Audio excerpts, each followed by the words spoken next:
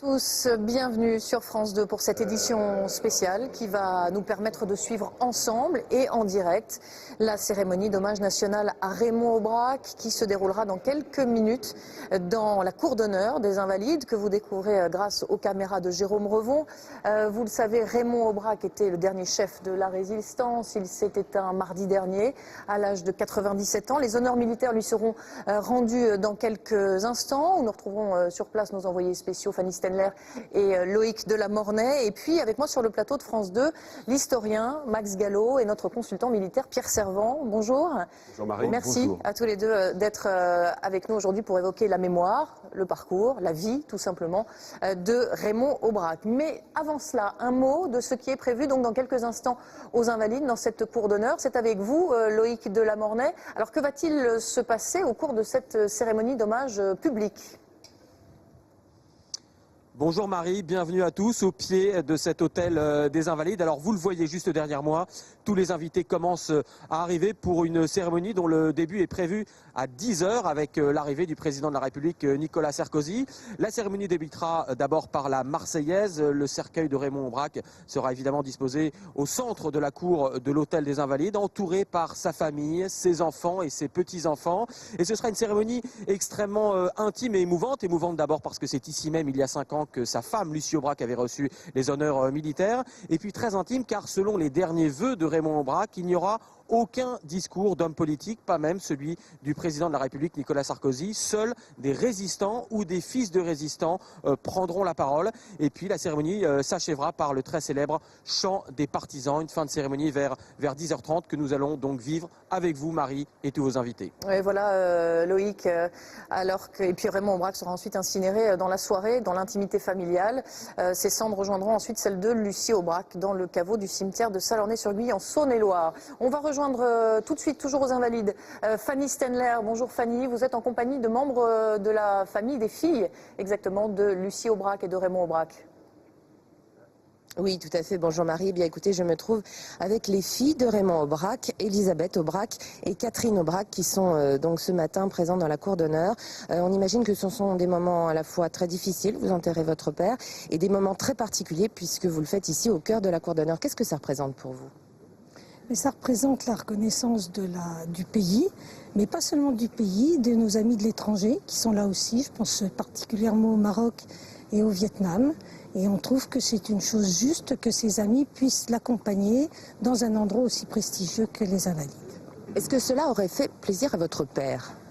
Certainement. Il trouve que la reconnaissance de la République, c'est quelque chose d'extrêmement important. Qu'est-ce que tu en penses ? Ah, mais j'en suis persuadée. Notre père était très attaché aux valeurs de la République. C'était un monsieur qui avait une conscience du rôle de la personne, du citoyen, et je crois qu'il aurait été honoré. Quelle est l'image que vous gardez de votre père et l'image que vous souhaitez que l'on garde ?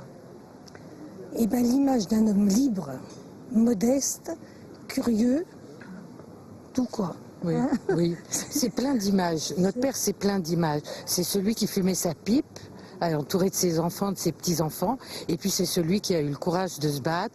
C'est celui qui a eu le courage de partir dans différents pays pour défendre toujours les endroits qu'il pensait justes. Merci. Le parterre se remplit d'invités et la cérémonie va débuter d'ici quelques minutes. Merci Fanny, on va vous retrouver dans quelques instants.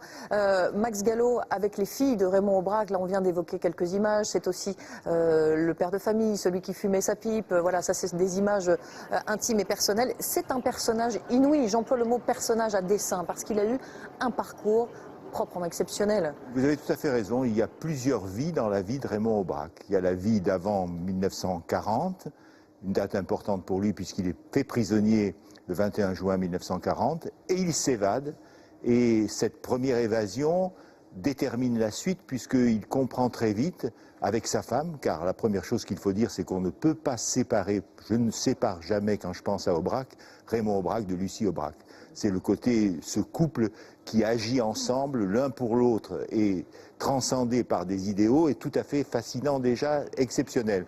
Il choisit donc, après s'être évadé de ce camp de prisonniers à Sarrebourg, je crois, il choisit donc d'entrer dans la résistance, nous sommes vraiment au lendemain de l'appel du 18 juin, c'est-à-dire que vraiment on compte sur les doigts d'une main, je dirais, presque les gens qui s'engagent dans la résistance. Selon la formule, très belle formule de De Gaulle, la résistance française ne doit pas disparaître et ne disparaîtra pas. Ils descendent dans la France. Il faut que nos jeunes téléspectateurs le sachent, la France était coupée en deux à cette époque, une France du Nord occupée par les Allemands, une France du Sud dite zone libre sur laquelle régnait le gouvernement de Vichy du maréchal Pétain. Et c'est dans le Sud que de nombreux mouvements de résistance ont été créés, précisément parce qu'ils étaient loin de l'occupant allemand, et notamment ce mouvement qui s'est intitulé d'abord la dernière colonne, que Raymond Aubrac a créé avec Emmanuel Dacier de la Vigerie et qui est devenu plus tard, quelques mois plus tard, Libération Sud, c'est-à-dire un des 3 grands mouvements de résistance dans le du sud de la France. Voilà. Il y avait Combat, Franc-Tireur et Libération Sud. Et sa vie, à partir de ce moment-là, et jusqu'à 1945, peut-on dire, a été tout entière consacrée à la lutte contre l'occupant, en grand patriote qu'il était. 9h42 sur France 2, à quelques instants du début donc de cette cérémonie d'hommage national à Raymond Aubrac. En vertu de quoi, Pierre Servan, on rend les hommages, les honneurs militaires et on procède à un hommage national pour quelle personnalité? Écoutez, c'est évidemment extrêmement codifié. Ne peuvent recevoir les hommages militaires dans la cour des Invalides que les dignitaires de l'ordre de la Légion d'honneur. Donc Max Gallo aujourd'hui est décoré de la rosette sur canapé de commandeur de la Légion d'honneur, c'est le dernier grade. Après il y a une dignité, grand officier, grand croix, et donc les grands officiers et les grands croix de la Légion d'honneur ont la possibilité de recevoir les honneurs militaires au sein de la cour des Invalides. Il y a des exceptions, nous l'avons vécu ici même avec vous Marie et avec Max, puisque Philippe Séguin, qui n'appartenait pas à l'ordre de la Légion d'honneur, puisqu'il a toujours refusé de la recevoir, puisque son père, qui est mort au combat en 1944, n'avait pas reçu la Légion d'honneur, puisqu'il avait le grade d'aspirant. Je ne rentre pas dans les détails techniques, et Philippe Séguin s'était toujours refusé à recevoir une décoration que son père n'avait pas reçue alors qu'il était mort au combat. Et malgré ça, bien évidemment, le président de la République avait souhaité qu'il y ait un hommage national dans la cour prestigieuse des Invalides, où on voit évidemment les plus hautes autorités militaires, les chefs d'état-major seront présents. On verra également le grand chancelier de la Légion d'honneur, le général Jean-Louis Georgelin, puisque Raymond Aubrac avait été fait grand croix de la Légion d'honneur lors de la promotion du 14 juillet 2010. J'aperçois à l'écran Alain Richard, l'ancien ministre de la Défense de Lionel Jospin. On a aperçu Marie-Georges Buffet, ancienne ministre de la Jeunesse de Lionel Jospin, secrétaire nationale du Parti communiste jusqu'en 2010, candidate elle aussi à la présidentielle en 2007. Voilà, une partie du cabinet aussi du ministre de la Défense, Gérard Longuet, est présent. J'ai aperçu Laurent Tesser. Voilà, Marie-Georges Buffet. Le directeur de cabinet de Gérard Longuet. Et donc voilà comment dirais-je, la codification de ces funérailles. Et puis la cérémonie elle-même, évidemment, répond à une organisation extrêmement précise. Alors, je vous propose qu'on le voit, qu'on l'écoute. Raymond Aubrac, avec sa femme Lucie Aubrac, ils ont consacré après la guerre toute une partie de leur vie à faire de la pédagogie, à faire un travail de mémoire, à aller rencontrer les élèves dans les écoles, dans les collèges, dans les lycées. Nous l'avions rencontré en 2004 précisément, il avait alors 89 ans. Je vous propose de l'écouter. Je voudrais essayer de leur faire comprendre ce que c'était que cette résistance de garçons et de filles qui étaient jeunes, qui étaient tous des volontaires, qui étaient tous des patriotes, qui étaient tous aussi des désobéissants, qui avaient entre eux beaucoup de solidarité et qui étaient très minoritaires, mais qui ont quand même rendu à ce pays un certain nombre de services. La résistance, ça conserve. Voilà, vous disiez la résistance, ça conserve, oui, Pierre Servan, parce que c'est vrai qu'il avait une vitalité, une santé et une vigueur intellectuelle absolument incroyable, pratiquement jusqu'au bout. Alors que les personnalités politiques arrivent dans cette cour d'honneur des Invalides, on aperçoit à l'écran Eva Joly, candidate Europe Écologie Les Verts à la présidentielle de 2012. Max Gallo, dans un entretien à l'Express il y a un an, pour rebondir sur ce qu'on a entendu de Raymond Aubrac, il disait il y a de la résistance dans l'identité française. Qu'est-ce qu'il voulait dire ? Bien, je crois que la nation France ne se construit que par la volonté de ses citoyens. Il y a des nations qui sont liées à une race, il y a des nations qui sont liées à l'appartenance à un empire. La France, c'est d'abord une volonté d'être. Et si cette volonté d'être n'existe pas, autrement dit, si la résistance n'existe pas, la nation se dissout. C'est pour ça que je rappelais la phrase de Gaulle, la flamme de la résistance française ne doit pas s'éteindre et ne s'éteindra pas. En même temps, ce 18 juin, c'était ce que ressentaient ces jeunes gens, puisque Aubrac vient de définir vraiment ce qu'étaient les résistants, jeunes, volontaires, courageux, patriotes, déterminés, désintéressés. Et avec la volonté de ne pas accepter la disparition de la France, puisque c'était de cela qu'il était question. N'oublions pas que le 14 juin, les Allemands sont entrés à Paris. Le 24 juin, il y a l'armistice. La France est occupée par partie. Alors, Eva Joly, que vous apercevez à l'écran, avec Cécile Duflot, candidate à la présidentielle Europe Écologie Les Verts, qui était il y a un instant auprès de Loïc Delamornay. On l'écoute. Que représente cette cérémonie pour vous? C'est vraiment rendre hommage à un grand résistant qui a pratiqué la résistance au quotidien. Parce que, comme disait sa femme, la résistance se décline au présent. Et je pense que au dernier jour de sa vie, ça a été un résistant. Donc, je viens lui rendre hommage. Voilà, l'hommage d'Eva Joly, candidate d'Europe Écologie Les Verts à la présidentielle, auprès de Loïc Delamornay. Raymond Aubrac était-il un gaulliste en fin de compte? Parce qu'il y a deux De Gaulle, si j'ose dire. Il y a le De Gaulle jusqu'en 1946 et le De Gaulle d'après. Et on a l'impression que le sentiment de Raymond Aubrac était un peu ambivalent.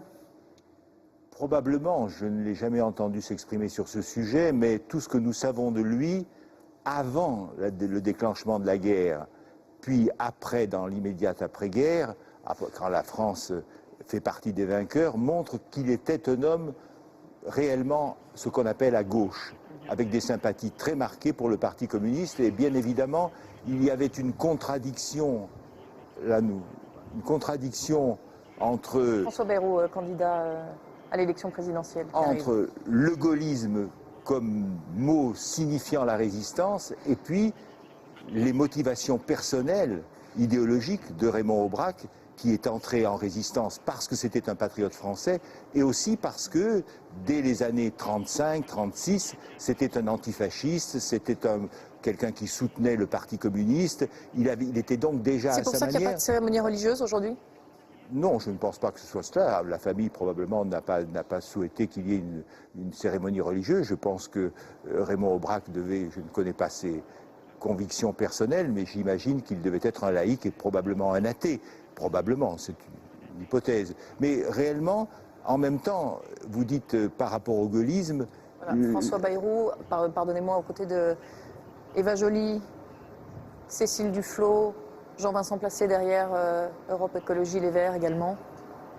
Mais en tout cas, le miracle de la résistance, c'est que des gens aussi différents que, par exemple, le général de Bénouville, qu'on peut qualifier à l'extrême droite, qu'Emmanuel Dastier de la Vigerie, ou que Raymond Aubrac, ou que Jean Moulin, se sont retrouvés autour du général de Gaulle. C'est ça la réussite de la résistance française, c'est que l'unité s'est faite en dépit des points de vue différents de chacun des résistants, unis chacun d'eux par cette idée de la nécessité de la résistance et la nécessité d'être patriote dans cette période. Voilà, on aperçoit le général Marc Vatin-Augoire, qui est inspecteur général, donc général d'armée 5 étoiles, qui va quitter le service actif dans très peu de temps. On a aperçu également l'amiral Rogel, qui est le chef d'état-major de la marine, qui était à côté de lui, Bertrand Delanoë. Voilà, Martine Aubry, qui arrive, première secrétaire du Parti socialiste, qui arrive avec le candidat socialiste à la présidentielle, François Hollande. Peut-être que nous allons réussir à l'entendre dans un instant. On est en pleine période d'élection et il faut rappeler que Raymond Aubrac, d'ailleurs il en a beaucoup voulu au général de Gaulle pour ça, était opposé à l'élection du président de la République au suffrage universel. Voilà François Hollande donc, qui arrive. Voilà, on aperçoit également Marc Laffineur, qui est le secrétaire d'État à la Défense et aux anciens combattants, qui accueille les personnalités.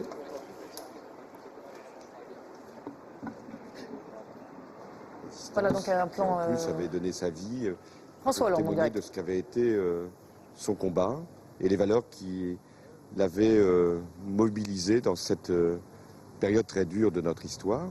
Et puis, c'était aussi un homme qui s'était engagé engagé à travers la résistance dans un combat politique qui était celui du Conseil national de la résistance. Et je l'avais rencontré il y a 3 semaines pour l'anniversaire de la publication de ce programme. Et il m'avait dit tout l'engagement qui était le sien aujourd'hui pour que la protection sociale, l'accès aux soins, le droit au départ à la retraite puissent être encore des sujets qui mobilisent les Français. Donc je ne veux pas utiliser sa mémoire pour l'enjeu qui est devant nous, même si Raymond Aubrac m'avait apporté son soutien, mais que les Français se rassemblent autour de cette grande figure est, je crois, un très bon signe de compréhension de ce qu'a été sa démarche. C'était une démarche d'unité, jamais de division. Il avait consacré sa vie à la jeunesse, hein, à parler de la mémoire de la Seconde Guerre mondiale. Vous aussi, vous avez eu la jeunesse au cœur de votre programme?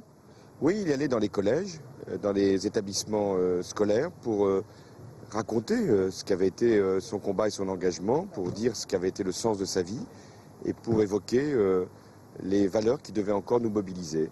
Il avait fait un très beau livre avec son petit-fils qui, bien sûr, est là, et où il passait le témoin. Voilà. Il avait passé le relais à d'autres. Si vous êtes élu, voudriez-vous continuer cette politique de grandes cérémonies pour des grandes figures françaises?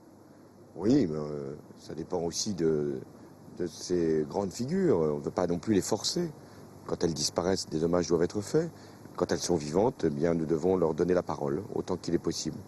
Mais aujourd'hui, c'est une manifestation d'unité autour de la figure de Raymond Aubrac, de la résistance. C'était un des derniers survivants. Vous savez qu'il avait été dans l'équipe de Jean Moulin. Il y avait eu toute cette affaire de Caluire, dans laquelle lui-même avait donné sa version, qui était la seule d'ailleurs qui avait été celle respectant la vérité. Merci Monsieur Hollande. Alors François Hollande au micro de Loïc Delamornay, alors qu'on aperçoit en train d'arriver dans la cour d'honneur des Invalides Claude Guéant, le ministre de l'Intérieur, on a aperçu Gérard Longuet, le ministre de la Défense. Voilà, François Hollande qui disait ne vouloir pas profiter de cette matinée pour faire campagne, mais qui a néanmoins rappelé que Raymond Aubrac avait appelé à voter pour lui. Il entre donc avec la première secrétaire du PS, Martine Aubry. On a vu un petit panneau au pied des sièges où il y avait écrit « Famille Aubrac et Samuel ». Il faut rappeler que Samuel est le nom de Raymond Aubrac. C'était un pseudonyme pris pendant la guerre, précisément. Parce qu'il paraît qu'il y avait une série à cette époque-là qui mettait en scène un commissaire Aubrac qui était très très populaire et qu'il a choisi ce pseudonyme.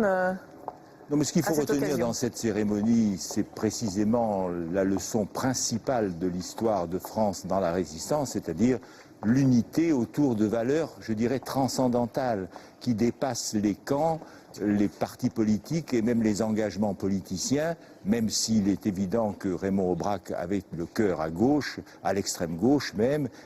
Ce qu'il a fait dans cette période de la résistance, c'est de placer précisément, dans le cadre de ce qu'avait voulu Jean Moulin, la résistance au nom de la nation, au nom de toute la nation et dans sa diversité. Si vous prenez, puisque François Hollande a mentionné le Conseil national de la résistance, le Conseil national de la résistance représentait toutes les familles politiques de la nation. C'était vraiment l'union nationale de tous ceux qui voulaient que la France résiste, quelles que soient, et ça avait été très difficile à faire accepter, quelles que soient les convictions, les appartenances politiques, entre quelqu'un comme M. Laniel, qui était un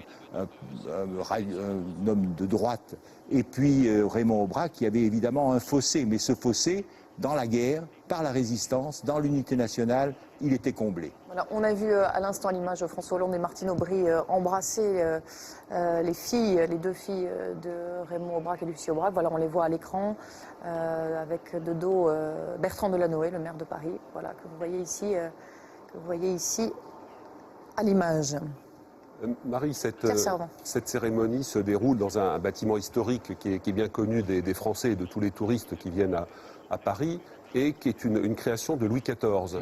Louis XIV a souhaité en 1670 que ce bâtiment fût construit pour accueillir les invalides, les blessés de guerre. Et il y a eu à une époque jusqu'à 4000 blessés ou invalides militaires qui se trouvaient donc dans ces locaux où ils étaient hébergés et soignés. Et d'ailleurs, cette tradition est conservée au sein de ce bâtiment. Donc c'est un bâtiment extraordinairement prestigieux. Les cendres de Napoléon Ier s'y trouvent. L'empereur l'a beaucoup marqué. Sa statue est présente au fond de la cour, à l'entrée de la cathédrale Saint-Louis, enfin de l'église Saint-Louis des Invalides. Voilà, donc c'est un bâtiment historique extrêmement fort. Il abrite un musée de l'armée qu'il faut visiter. Et puisqu'on parlait de mémoire des jeunes, j'y vais assez souvent et c'est toujours intéressant de voir l'empereur qui veille d'un œil sévère sur cette cour qui, si elle pouvait parler, raconterait toute l'histoire que Max Gallo raconte dans ses propres livres, puisque toutes les grandes cérémonies, notamment pour les décorations des plus hauts dignitaires qui reçoivent la Légion d'honneur, ou des cérémonies, malheureusement, que nous avons eu l'occasion de commenter à maintes reprises, Marie, lors d'obsèques solennelles de soldats tombés sur les théâtres d'opérations extérieures. Loïc Delamorne est sur place. Oui, Marie, comme vous le voyez, le convoi présidentiel arrive à l'hôtel des Invalides. Nicolas Sarkozy avait prévu d'arriver à 10h pile. C'est tout à fait le cas et cela marquera le début de cette grande cérémonie d'hommage à Raymond Aubrac. Vous voyez la voiture présidentielle arrive, elle est rentrée directement dans la cour de l'hôtel des Invalides. Oui, on la voit arriver à l'instant à l'image. Nous allons donc retrouver, voilà, elle arrive à l'intérieur.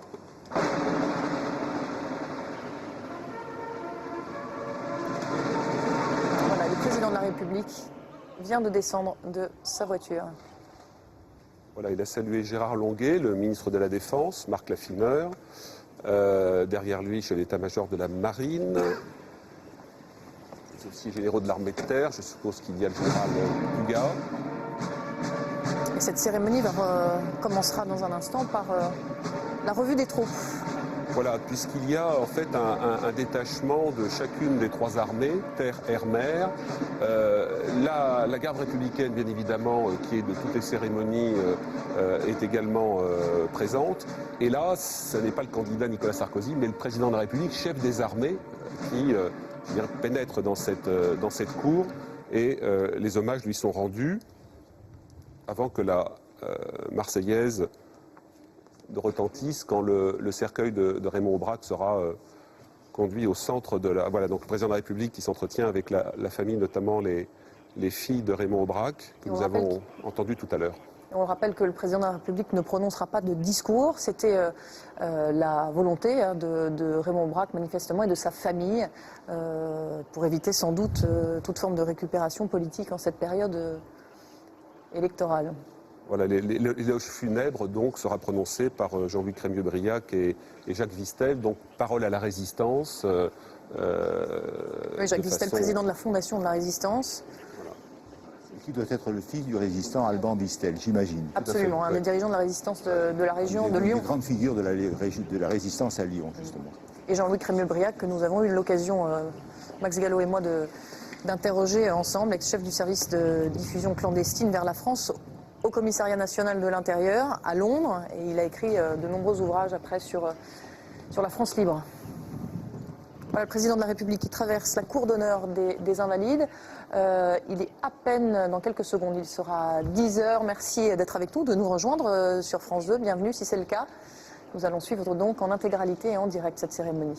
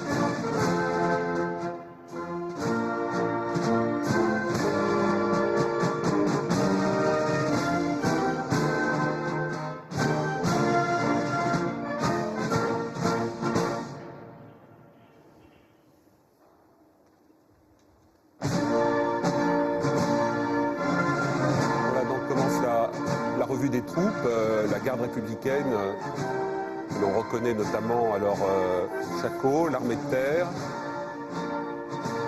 Tous les militaires présentent les armes, le FAMAS, la marine, voilà l'armée de l'air. Reconnaissable notamment au calot, la couleur bleue de l'uniforme.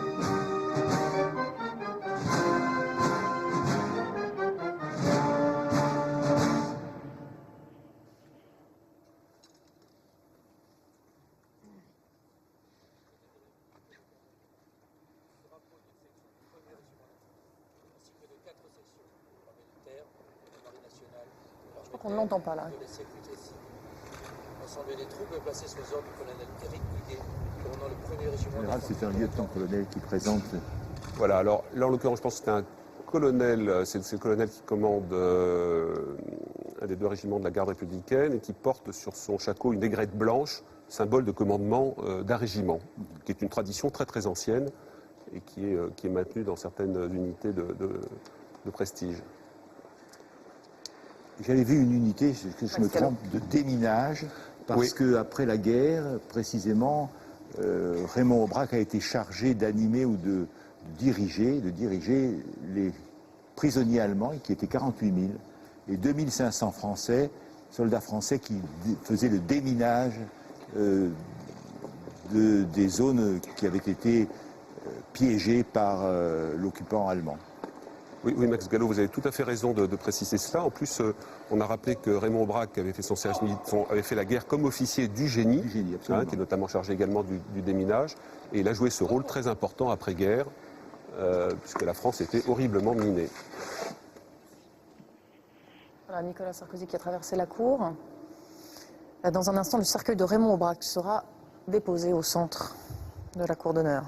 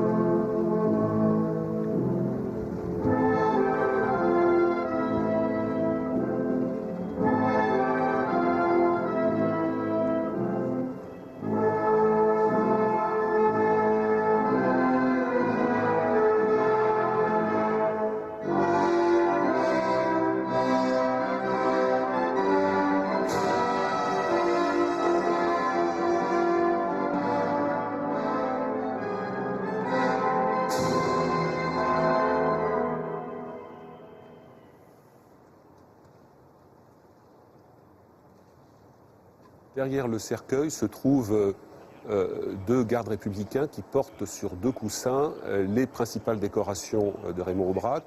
Le grand cordon de la Légion d'honneur, dont on aperçoit le grand ruban rouge qui traverse tout le corps et qui est porté avec une plaque en vermeil. Et puis les autres décorations qui finalement jalonnent la carrière militaire de Raymond Aubrac.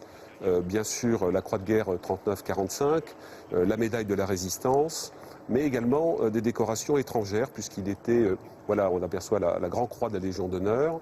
C'est évidemment une dignité très rarement atteinte aujourd'hui, très rare.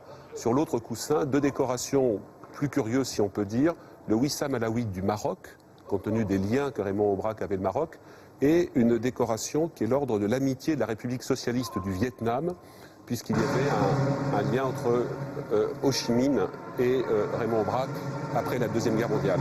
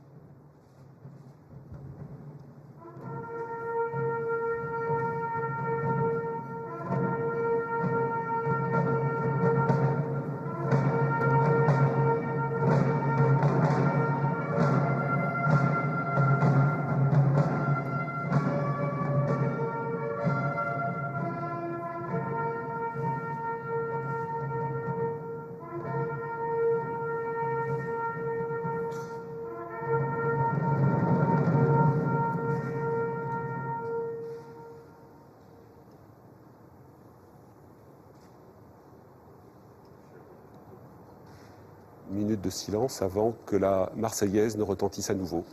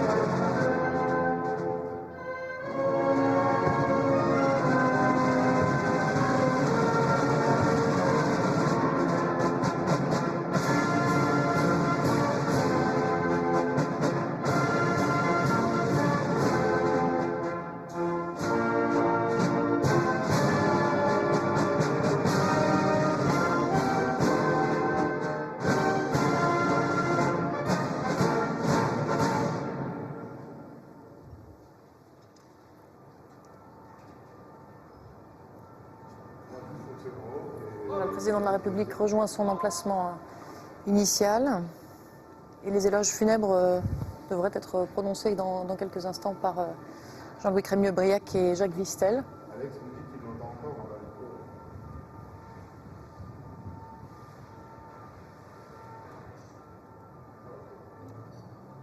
Il devrait se trouver devant les... Voilà. Jean-Louis Crémieux-Briac. Voilà, Jean-Louis Crémieux-Briac. Messieurs les officiers généraux, Monsieur l'ambassadeur, Mesdames et Messieurs les élus, Jean-Pierre, Catherine, Elisabeth, vous dont les enfants m'entourent, Mesdames, Messieurs, chers amis, Raymond Aubrac, il n'est pas un journal de France qui cette semaine n'ait consacré une page au dernier grand représentant de la résistance. Les plus hautes autorités de l'État ici présentes, d'éminentes personnalités de tous bords lui rendent hommage. Plus discrètement, des hommes et des femmes ont exprimé leur émotion. Mercredi soir, une loge maçonnique parisienne, bien qu'il ne fût pas maçon, vouait sa séance à sa mémoire.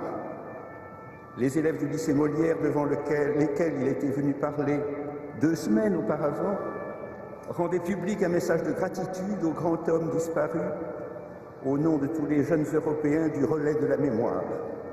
Jeudi, au lycée Benjamin Franklin d'Orléans, en préambule à une conférence sur la résistance, 200 élèves se recueillaient debout durant 1 minute de silence en son hommage. Si hautes que soient les leçons d'une vie, à quoi tient un ébranlement d'émotions sans précédent depuis longtemps? Tient-il au fait singulier qu'il avait su être un homme public sans être un homme politique?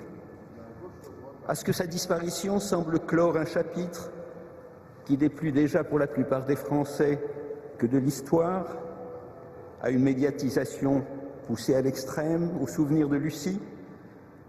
Dans une période où tant de Français doutent d'eux-mêmes, je crois que Raymond et Lucie étaient devenus une référence et un exemple pour tous ceux qui se réclament des combats de la résistance et des valeurs qu'ils ont incarnées, pour les jeunes à qui Raymond Aubrac, fort de ses souvenirs, recommandait de s'engager comme lui l'avait fait, afin de construire pas à pas le futur. Ce nom d'Aubrac, il y a 69 ans que jeune officier de la France libre, je l'ai entendu prononcer pour la première fois. Dans les derniers jours de juin 1943, des télégrammes reçus à Londres depuis la clandestinité nous apprenaient le drame survenu à Caluire. Jean Moulin avait été arrêté avec l'état-major militaire de l'armée secrète, dont Aubrac. Un drame humain et la structure centrale de la résistance abattue. Plusieurs chefs de la résistance étaient alors présents à Londres. Celui que j'ai vu le plus secoué par la nouvelle était le chef du mouvement Libération, Emmanuel Dastier de la Vigerie, qui, avant de retourner dans la nuit de la clandestinité, ne cessait de s'enquérir d'Aubrac. Car le jeune ingénieur des ponts, Raymond Samuel pseudo Aubrac, et sa femme l'agrégé d'histoire Lucie, avaient été les tout premiers pionniers de la résistance à ses côtés dès la fin de 1940. Ils avaient fabriqué et distribué des tracts. Raymond avait dessiné le titre du journal clandestin Libération pour son premier numéro, paru en juillet 1941. Il avait recruté les premiers distributeurs, grâce auxquels se constituaient à Lyon, puis de ville en ville de la zone sud, des réseaux de sympathisants d'où émergeaient des groupes de militants. C'était le temps où la désobéissance était la première manifestation de la liberté, écrira-t-il. Imprégné de culture marxiste et spontanément d'extrême gauche, sans vouloir adhérer à un parti, il avait encouragé Dastier à nouer des liens étroits avec Daniel Meyer, qui tentait de reconstituer le Parti socialiste clandestin. En janvier 1942, Jean Moulin avait été parachuté en France pour coordonner les mouvements sous l'égide de Gaulle et constituer une armée secrète. C'est avec Aubrac qu'il avait eu le premier contact clandestin. Leur rencontre devait avoir lieu sous la colonnade du théâtre municipal de Lyon. Un mot de passe était prévu pour qu'ils se reconnaissent. L'un devait dire « la lune est verte » et l'autre répondre « non, elle est carrée ». Ces responsabilités n'avaient ensuite cessé de croître à mesure que la résistance s'amplifiait. Membre du groupe dirigeant de Libération, il s'était consacré à mettre sur pied au sein du mouvement un secteur orienté vers l'action militaire, d'abord en regroupant des jeunes et des ouvriers en groupes d'action par dizaines qui soutiendraient au moment venu le débarquement espéré. Et fin 1942, il était devenu un des membres de l'état-major du général Delestrin, commandant en chef de l'armée secrète. Les Allemands allaient arrêter Delestrin le 9 juin 1943. C'est à la suite de cette arrestation qu'avait été convoquée la réunion de Caluire, où Aubrac devait être nommé chef provisoire de l'armée secrète pour la zone nord. Sur le sort des patriotes arrêtés à Caluire, malgré les efforts pour les secourir, l'incertitude dura longtemps. Après 3 mois, fin octobre, 2 télégrammes parvenus à Londres nous apprirent qu'un camion de la Gestapo avait été attaqué par des patriotes en plein Lyon, qu'Aubrac et 16 autres détenus avaient été libérés et que Lucie Aubrac avait participé à l'exploit. Il fallait d'urgence que Lucie, Raymond et leur jeune fils soient exfiltrés de France, mais une météo désastreuse interrompit pendant 3 mois les liaisons clandestines tant aériennes que maritimes. On devinait les Aubrac errant cachés de gîte en gîte. Ce fut seulement dans la nuit du 8 au 9 février 1944 qu'un bombardier léger de la Royal Air Force réussit à se poser près de Blétran, dans le Jura, pour les embarquer. L'opération fut dramatique, l'avion s'était embourbé. Il fallut 3 heures d'effort et le secours du village voisin pour qu'il pût décoller. 3 jours plus tard, à Londres, Lucie Aubrac donnait naissance à son second enfant, Catherine, que nous surnommions Catherine Mitraillette, tandis que les journaux, enfin informés, célébraient l'extraordinaire exploit de cette jeune femme qui, toute enceinte qu'elle fut, avait dirigé, mitraillette en main, en plein jour, en plein Lyon, l'attaque du camion allemand transportant les détenus. C'est alors que j'ai connu Raymond et Lucie Aubrac. Ce qui n'était pour moi qu'un nom s'incarnait en un couple. Tandis que Raymond allait représenter Libération à l'Assemblée consultative d'Alger, Lucie et moi avons collaboré au sein de l'antenne londonienne du commissariat à l'intérieur. De ces mois de 1944, où nous vivions dans la préparation de ce qu'on appelait l'insurrection nationale, date entre nous 3, une amitié qui ne s'est jamais démentie, même combat pour une même patrie. Depuis 69 ans, dans le cercle de plus en plus étroit des survivants, les liens sont devenus plus clairement ceux d'une fraternité.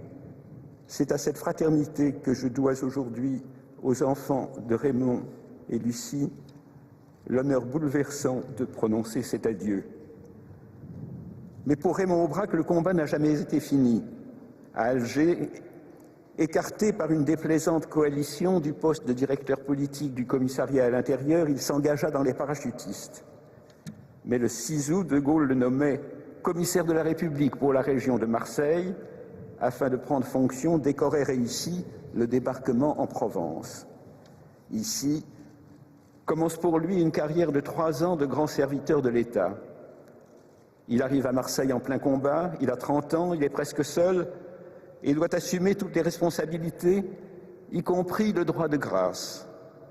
Il faut imposer l'ordre dans une région en ébullition.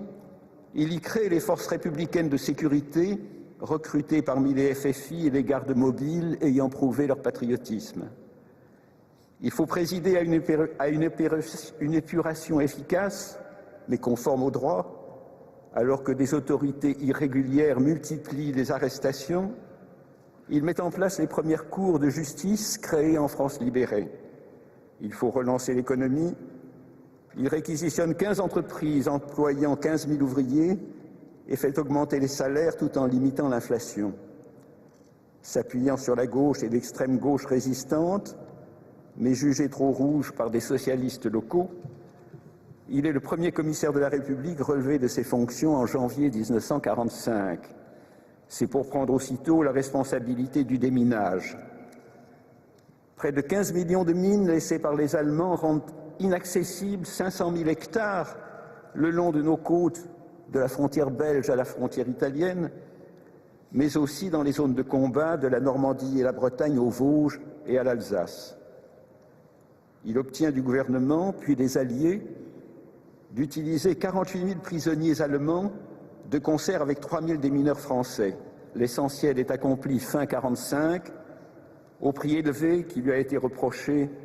Mais pouvait-on faire autrement? De 500 tués parmi les démineurs français et 2000 tués allemands.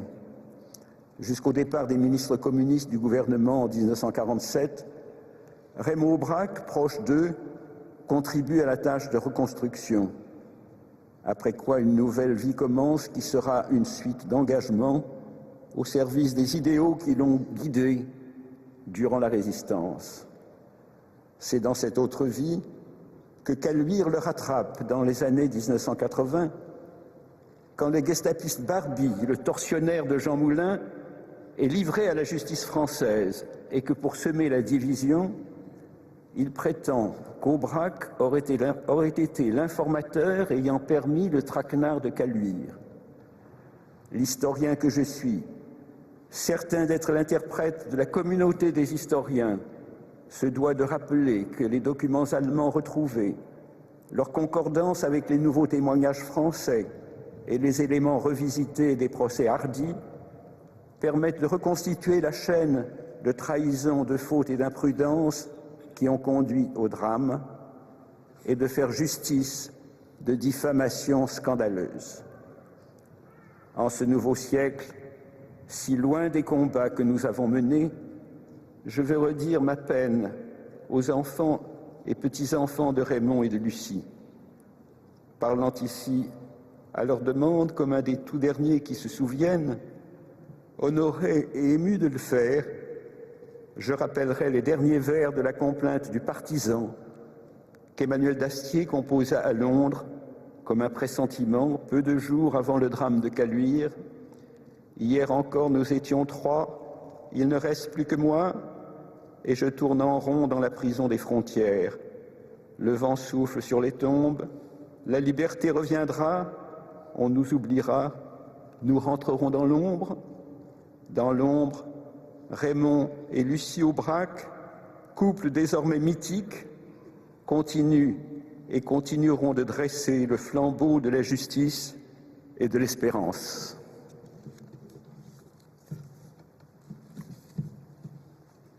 Voilà, c'était donc l'hommage de Jean-Louis Crémieux-Briac à Raymond Aubrac.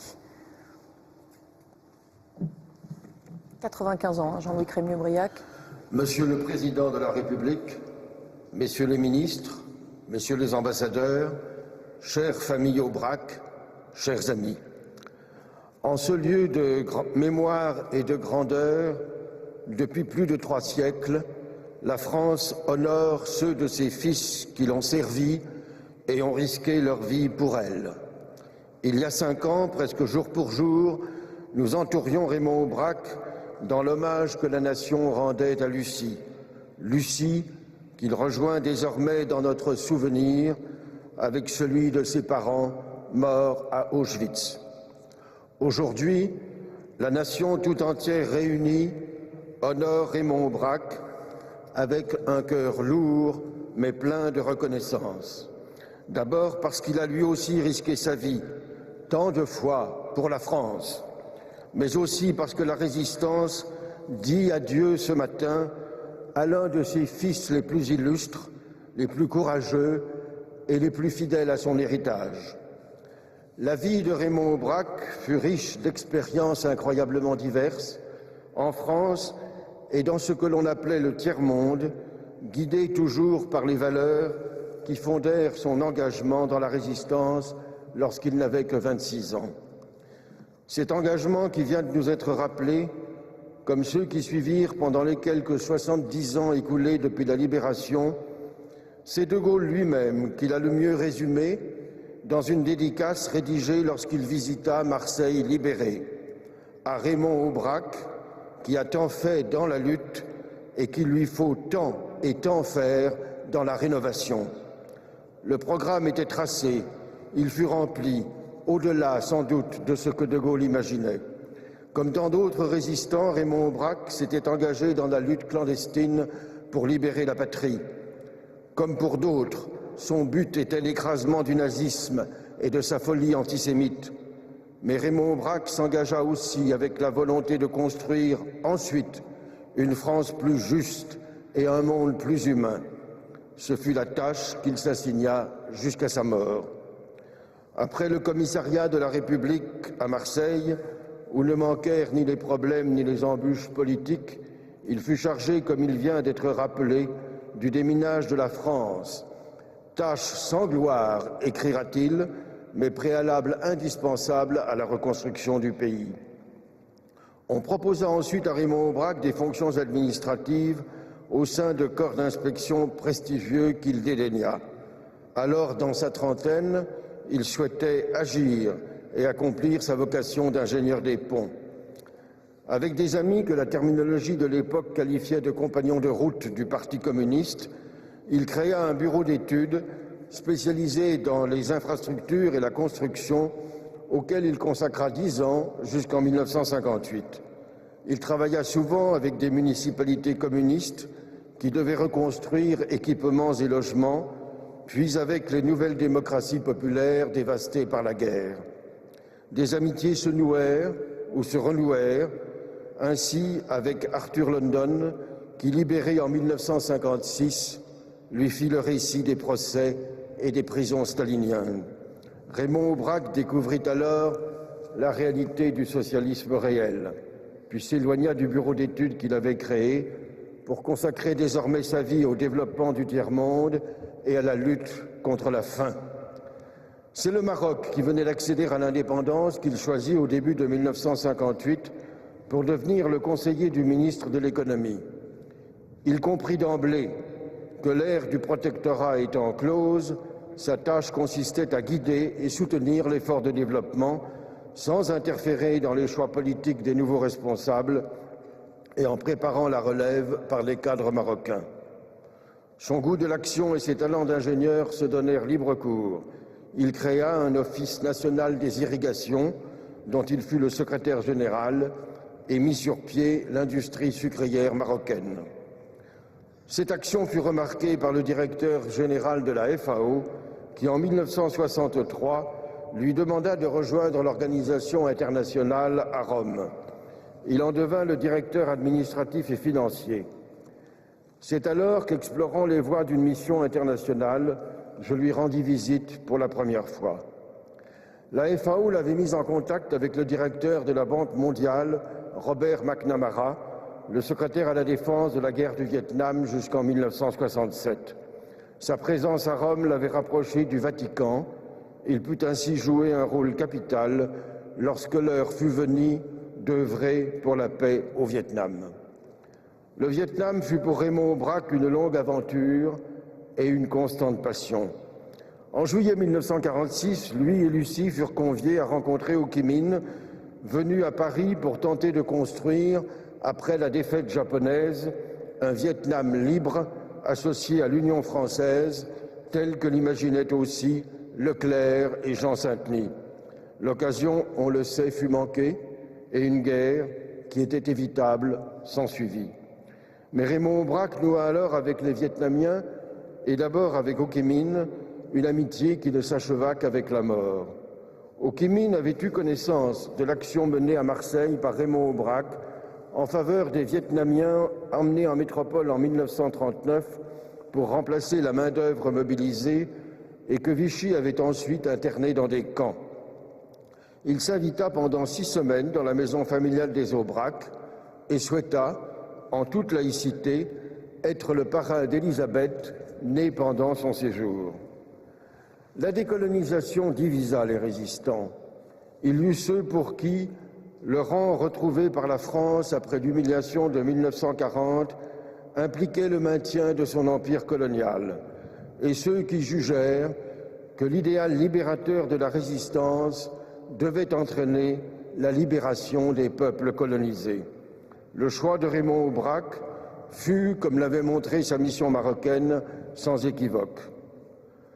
Connaissant à la fois les liens qu'il avait noués avec les dirigeants nord-vietnamiens et le souvenir heureux qu'il avait gardé de son séjour d'étudiant à Harvard, les Américains lui demandèrent en 1967 de tenter les premières approches pour une négociation de paix.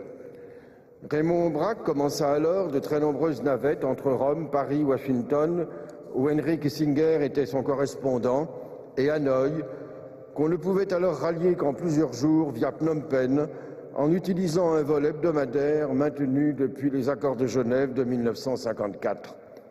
Le but était alors de stopper les bombardements américains du Vietnam. La négociation échoua, les bombardements, un instant ralentis, reprirent, la guerre s'accentua, emportant le Cambodge dans la tourmente. 5 ans plus tard, alors que les négociations de paix se traînaient à Paris, les chefs militaires américains conçurent le projet insensé de bombarder les digues qui protégeaient les villages de la plaine du fleuve Rouge. Informé, Raymond Aubrac prit contact avec le secrétaire d'État du pape Paul VI, Monseigneur Villot, ancien archevêque de Lyon. Immédiatement convaincu qu'il fallait agir, le cardinal lui demanda de préparer un texte avec la curie. Ce texte, lu par le pape le dimanche 9 juillet, devant la foule réunie place Saint-Pierre, convainquit le président Nixon que le projet de ces militaires devait être abandonné. La paix enfin revenue au Vietnam, Raymond Aubrac se dépensa pour que toutes les agences de l'ONU concourent à la reconstruction du pays. En mai 1975, reçu à la Banque mondiale par Robert McNamara, il lui transmit un message du Premier ministre Pham Van Dong. La guerre était terminée, mais des milliers de Vietnamiens étaient chaque jour victimes des mines posées partout dans les campagnes au sud par les Américains. Si ceux-ci consentaient à transmettre à leurs anciens ennemis leur plan des champs de mines, le déminage pourrait être effectué rapidement et efficacement, épargnant aux populations morts et mutilations. McNamara parut profondément bouleversé par le plaidoyer de Raymond Aubrac et répondit que bien qu'il n'appartînt plus au gouvernement des États-Unis, il prendrait contact avec le Pentagone. Quelques semaines plus tard, les Vietnamiens reçurent secrètement les plans qu'ils désiraient. En 1976, l'âge mit un terme à la carrière professionnelle de Raymond Aubrac. Mais pour un homme comme lui, l'action ne pouvait s'arrêter là. Curieux de tout, accueillant à tous, avec son extrême gentillesse et un sourire plein d'une malice distanciée, il était toujours disponible pour la tâche de transmission qui nous incombe désormais. Transmission à sa famille d'abord, dont je sais combien tous sont fiers d'avoir eu les parents et les grands-parents qui furent les leurs et qui sont fidèles à l'héritage de valeurs et d'engagement qu'ils ont reçus. C'est à ses petits-enfants que Raymond Aubrac dédia ses mémoires et son dernier livre, écrit avec Renaud Helfer-Aubrac, porte un titre symbolique, Passage de témoin. Transmission aussi par la Fondation de la Résistance, dont il fut avec Lucie un des fondateurs et un donateur.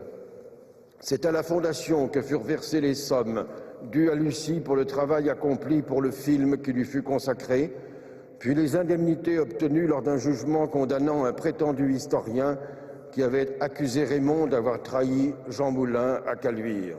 Lucie me dit alors « Ce n'est pas aujourd'hui que nous allons gagner de l'argent avec la résistance ».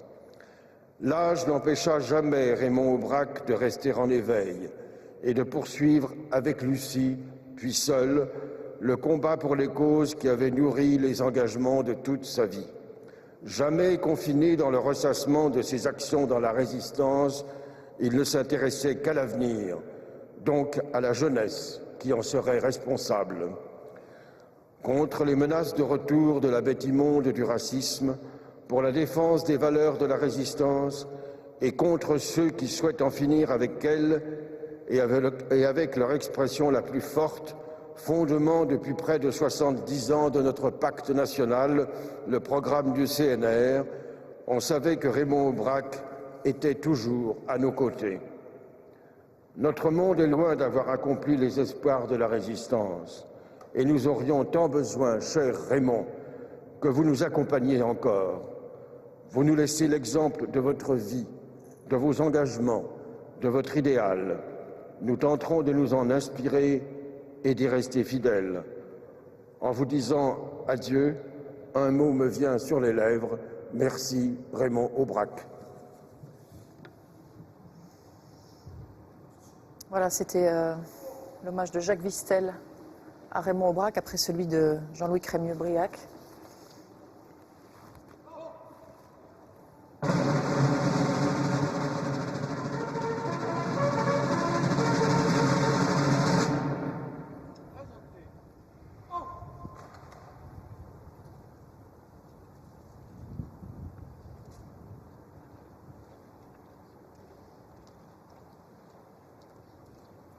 Voilà, les porteurs du cercueil vont à nouveau hisser le cercueil recouvert des 3 couleurs sur leurs épaules, suivis donc par les 2 gardes républicains qui portent les décorations de Raymond Aubrac. Ils vont se diriger donc vers la sortie de la cour des Invalides, suivis par le président de la République, chef des armées et la famille.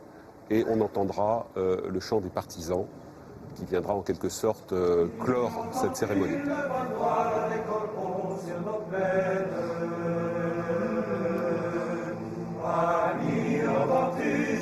Du pays qu'on enchaîne. Oh, et partisans, ouvriers, paysans, c'est la lame. Ce soir, l'ennemi connaîtra le prix du sang et des larmes. Montez de la mine, descendez des collines, camarades.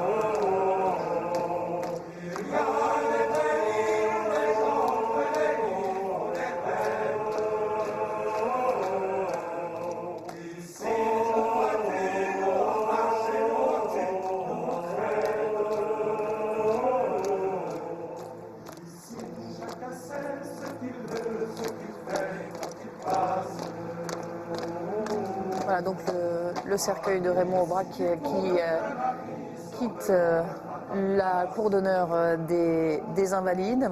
Raymond Aubrac qui sera incinéré dans la soirée. Loïc Delamorne est sur place. Aujourd'hui, cette grande cérémonie en l'honneur de Raymond Aubrac. Raymond Aubrac est un des derniers grands résistants.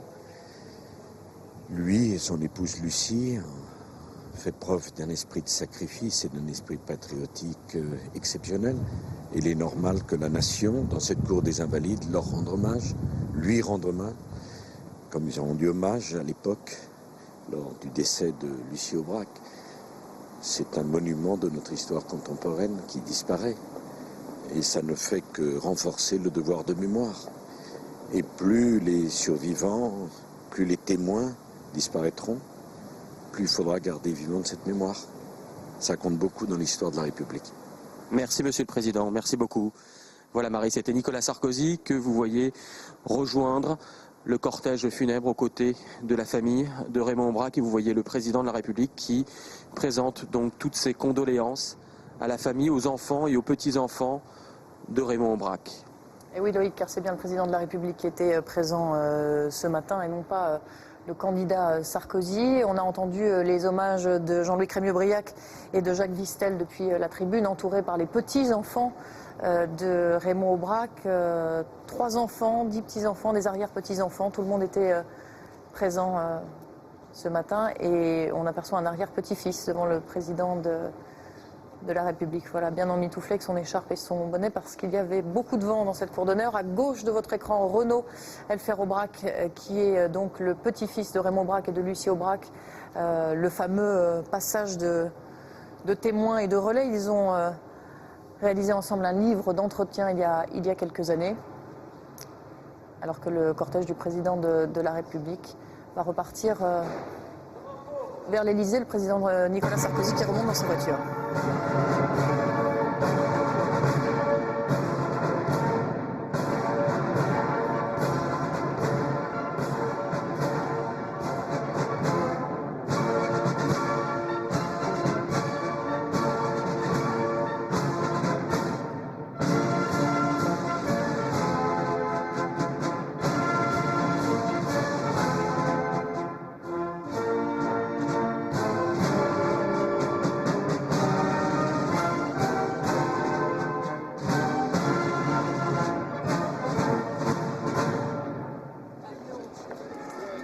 Jean-Marc Ayrault, le président du groupe socialiste à l'Assemblée, qui quitte cette cour d'honneur. Marie-Georges Buffet, à l'instant.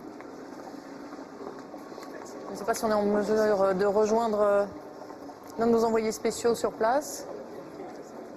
Pendant que la foule donc quitte cette cour d'honneur, qu'est-ce qu'il faut retenir, Max Gallo, de ce qui a été dit? Le discours de Jean-Louis Crémieux-Briac, enfin l'éloge funèbre plutôt assez remarquable. Cet homme de 95 ans, qui est un jeune homme, parce il que a c'est un une voix témoin, c'est un acteur, c'est un homme courageux, c'est un frère de Raymond Aubrac, on peut dire.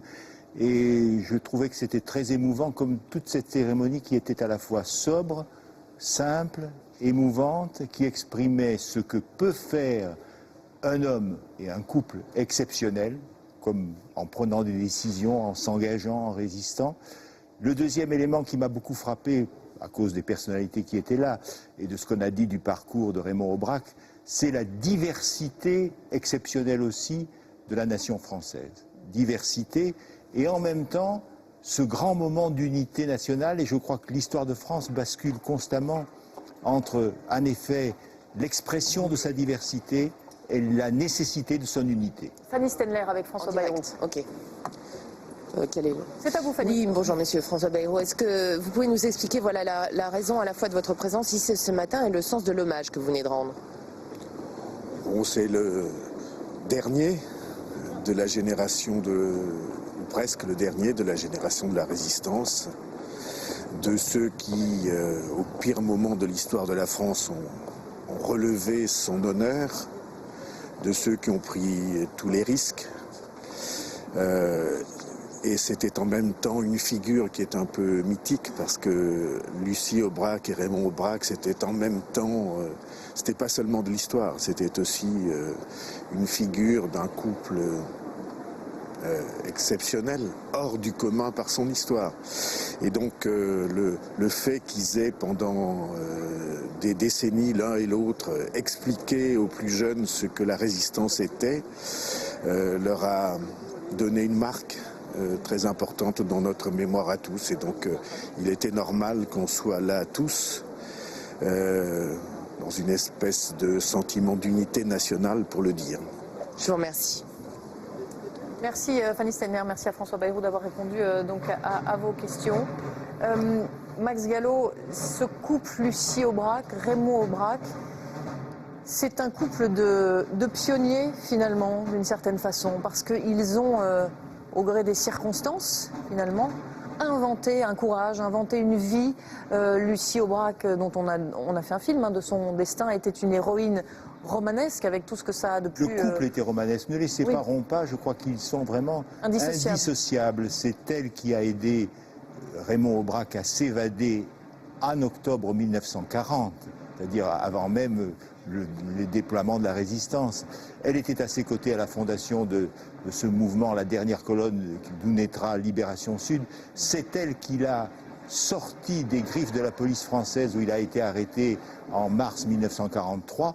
Et c'est elle qui a organisé, alors qu'elle était enceinte, cette attaque de commando qui a permis la libération des griffes de la Gestapo de Raymond Aubrac. Encore un tout petit mot pour bien mesurer, c'est que en se trouvant à Caluire avec Jean Moulin, ils sont arrivés ensemble, Raymond Aubrac se trouve vraiment au cœur de cette tragédie de la résistance qu'a été l'arrestation, la dénonciation aussi des résistants rassemblés à Caluire, dans la maison du docteur de Goujon. Raymond Aubrac, comme Jean Moulin, un grand laïc et profondément républicain. Loïc Delamornay, vous êtes avec des jeunes, des étudiants de Sciences Po, je crois, qui tenaient absolument à être présents ce matin. Oui, absolument, Marie. Je suis avec des étudiants au moment où la garde républicaine sort de la cour de l'hôtel des Invalides. Je suis donc avec des étudiants de Sciences Po qui travaillent justement sur le devoir de mémoire. C'est la raison pour laquelle vous êtes venus avec votre professeur pour cette cérémonie aujourd'hui. Oui, voilà, c'est pour cette raison qu'on est tous venus. Plus personnellement, il y a aussi des raisons personnelles. Par exemple, moi j'ai eu des grands-parents qui étaient engagés dans la résistance, Français libre, et qui ont aujourd'hui disparu, et donc c'est important pour moi de pouvoir assister à ce genre d'hommage qui est rendu. Voilà, vous le voyez, Marie, beaucoup d'étudiants, de jeunes. Vous savez que c'était le cœur du travail de Raymond Aubrac, celui de transmettre la mémoire sur cette période sombre de notre histoire. Et c'est ce que lui et sa femme Lucie ont fait jusqu'à la fin de leur vie. Merci Loïc, alors qu'on voit François Hollande à l'image s'en aller. Pour conclure et pour rebondir sur ce que vous disiez Max Gallo, Lucie Aubrac, Raymond Aubrac totalement indissociables. Il y a quelques semaines on lui demandait voilà, qu'est-ce que vous retenez de votre vie, qu'est-ce que vous avez réussi de mieux dans votre vie après un parcours aussi incroyable, et il disait avoir eu la chance de rencontrer ma femme. Voilà, donc je pense que ça... Oui, je crois que c'est très important, très symboliquement, et je crois que c'est une des raisons pour lesquelles aussi ils sont dans notre mémoire, parce qu'ils étaient ce couple exceptionnel. Merci beaucoup Pierre Servan, Max Gallo, à tous les deux d'avoir commenté à mes côtés cette cérémonie d'hommage à Raymond Aubrac. Je rappelle les titres de vos ouvrages respectifs. Max Gallo, le 5e volume de votre histoire de la Seconde Guerre mondiale est sorti il y a quelques semaines chez XO, 1944-1945, le triomphe de la liberté. Pierre Servan, le complexe de l'autruche, pour en finir avec les défaites françaises, c'est chez Perrin. Merci au Film d'ici, aux réalisateurs Pascal Convert et Fabien Béziat, auteurs du documentaire Raymond Aubrac, les années de guerre, source de travail très intéressante et importante pour nous. Merci enfin évidemment à toutes les équipes rédactionnelles et techniques qui ont permis de vous retransmettre cette édition spéciale. Tout de suite, vous avez rendez-vous sur France 2 avec Motus, Thierry Beccaro, 13h, Élise Lucet pour votre journal. Merci de votre fidélité et de votre présence. Très bon après-midi sur France 2.